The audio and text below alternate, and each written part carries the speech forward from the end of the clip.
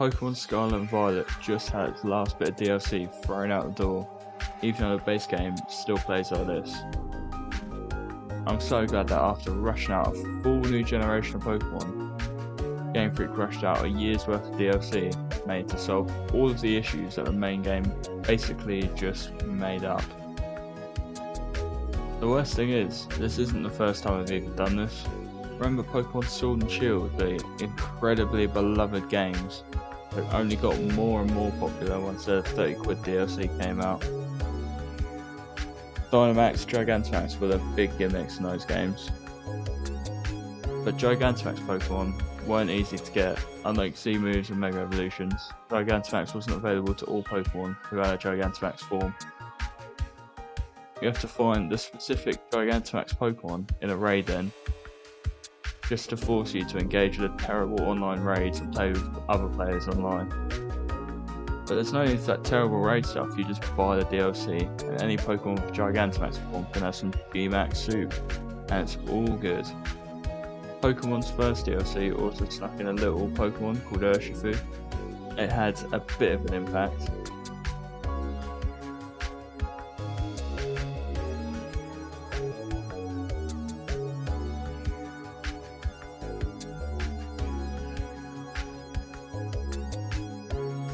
Then there's the second DLC pack, which added even more Pokemon from last generations back to the game, including every single legendary Pokemon. They also added even more new Pokemon that completely destroy the game's balance, like the fastest Pokemon ever, Regieleki, the horses, and Calyrex. So, lucky for anyone who likes playing the online ranked ladder, you now need to spend an extra £30 just to keep up with it. Now, back to the new game. Scarlet and Violet have now had both the Teal Mask and the Indigo Disc DLCs released. In the Teal Mask they added Ogerpon, a new Pokemon with 4 different forms, all with different types and abilities, that are insanely strong, and when they're terrestrialized they get even stronger and make it even more of a game changer. Lucky for us, they hid this insanely powerful legendary Pokemon behind this 30 quid DLC. It's also genius that they hid 30 TM moves behind this DLC. Powerful moves like Toxic, Knockoff and Scold are now unavailable to people who don't buy the add-on, directly making their Pokemon weaker in comparison.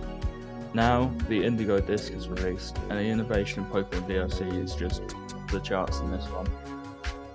Once again, new legendary Pokemon and new forms, but the most important thing happens with terrestrialization. After everyone's been grinding for ages to get 50 Share Shards to change the Pokemon's Terra type, they bring out new ways to get shards, and an item that increases the amount you get, but paywalled, obviously. They also brought out the Stellar type, which is once again exclusive to the DLC and gives a power boost on all moves. How can you not buy this DLC now? They may as well have put terrestrialization as a whole in the DLC as the best Terra Pokemon and the easiest way to get your Pokemon a decent Terra type now costs 30 quid extra. Yet Pokemon still bans people who hack Pokemon into the game. When just to sort out a team like these days, you'll probably need 3 games and their DLC. It comes to about 200 quid altogether. Then when you get these games, you need to do hundreds of hours of raids to get items that you use the Pokemon with the type you want.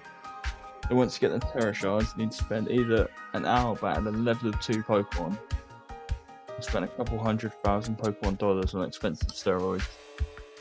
Also, in these new games, the DLC and online ladder is the closest thing you're going to get to a post-game. No World Tournament with new and old trainers or Battle Frontiers, just the same plain battles. It was so much easier when I was just a toddler playing Pokemon and didn't think of any of this.